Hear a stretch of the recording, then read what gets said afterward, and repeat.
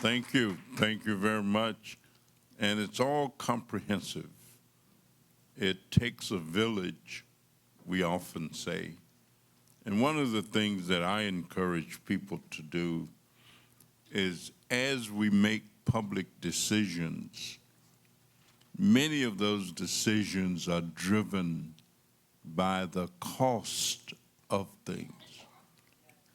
I thought when I got publicly engaged how wonderful it is to be able to dream up these creative things, but everything you dream up, somebody's got to pay for it. And so when I got on this Ways and Means Committee, all we talk about is how do you pay for whatever it is that you're talking about. And if you don't come up with a vehicle or a way to pay for it that is acceptable to the general population, it can be the best idea in the world. But if you can't get agreement on paying for it, and some people call paying for something one thing, other people call it investment. I call it investment much of the time, because if you get a return from it that's worth whatever you put into it, then you're benefiting from it.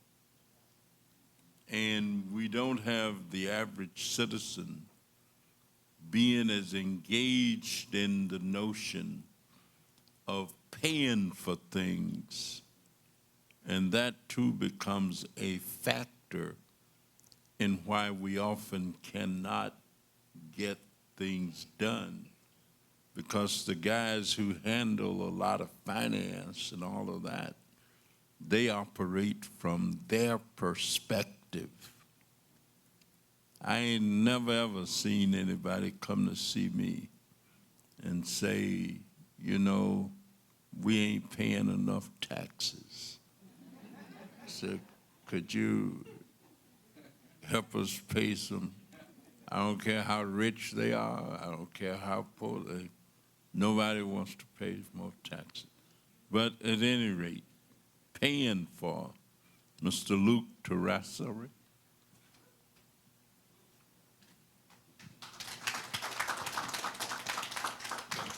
Thank you, Congressman. I couldn't have a better segue because I'm going to talk about that side of the coin here. But you know, I know I'm one of the last speakers here. That's the unfortunate thing of being one of the last speakers. People start thinning out, and people that I wanted to give shout outs to are no longer here. But the fortunate part is that I get to kind of weave some of these themes in, because all the stuff that has been said today is stuff that I was going to say anyway. So I just want to weave some of those themes into what I'm going to say. Yeah, my name is Luke Terrassari. I'm the CEO for Maximon Behavioral Health. We help hospitals start outpatient programs mostly. We do their inpatient programs as well, manage that. We also have a set of outpatient centers that we've established across the country, looking for a good location here in Chicago. And I'll tell you why we're looking for a location. This is exactly what Congressman said. He was at our open house when we helped start we started the outpatient program at West Suburban Medical Center, which is, you know, near the Austin community, west side of Chicago. And, you know, fast forward to now, that was only about maybe a year ago or so, that we were forced to close our doors on that program. A lot of it had to do with funding, right? And so same at, we started an outpatient program. We talked about the north side of Chicago has a lot more behavioral health providers, but still in need up there. We had a program up at Weiss Memorial Hospital, had to shut that one down too.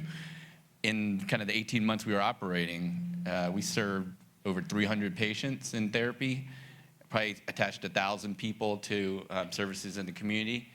So where are they at now, right? And so Congressman talked about investing in programs to get a return on investment. Well, that's the return on investment, is keeping hopefully 1,000 people out off the street, you know, out of, you know, jail, out of, other situations, hopefully save some lives, perhaps, right? And so that's what we're talking about when folks like me, that I'm speaking from the point of view of a provider just trying to make it, if you will, right? We just want to get paid for the services that we supply, and we want to give back to the community. So we choose purposely underserved communities that don't have, like, Dr. Reddy said, there's 3,300, a deficit of providers. Well, you just had 2 that left the community, right? And so we're going to reestablish. But I remember when we had this meeting pre-COVID, there were a lot more providers in the room. And unfortunately, I think a lot of those fell off too, right? And so for a number of factors, right? I mean, COVID happened, certainly other factors in the community, but there's just not enough of us out there. So I wanted to give, just recognize a couple of the comments from, because that's the other fortunate part about going kind of near the end, is that you get inspired by other speakers and that have been up here. Director Brooks from the Chicago PD, he said it right. It's us and we, right? There is no them. It's only us, right? It's us in the room wrapping around folks that are challenged with mental health issues. Pastor talked about having, someone that helped him through, and see past his faults. Well, we all have to normalize that we all have faults. I have faults. We all have faults. We all have trauma, right? We got to normalize that as well, right? So that's another theme that I want to get out there. And I want to make it normal to have outpatient mental health centers in every community, on every block. We normalize Starbucks, and we normalize, coffee shops, Dunkin' Donuts, all that stuff. We should have mental health centers in every community, on every block, that we can, just go in, have a coffee, and talk to someone, right? And it shouldn't be stigmatized. It should be open to all, and it should be available to all, right? And so that's a challenge right now. But I did want to also, give a shout out. Mr. Harrington talked about earlier.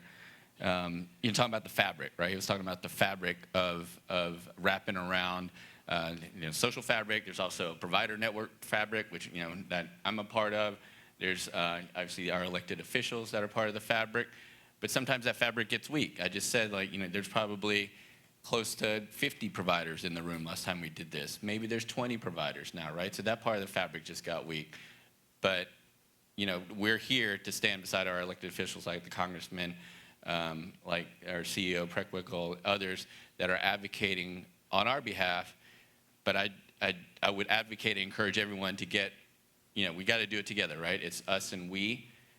And we need more action. So if there's not quick action, if we're not acting upon it soon, if we're not all rallying around and helping one another, then there's not going to be enough providers to stand beside Congressman up there when he's trying to advocate for, from the Ways and Means Committee and getting some resources for us and for the community. So I would just encourage everyone to try to stay passionate as you leave the room today, be inspired, and and be part of the change. So thank you. That's all I got.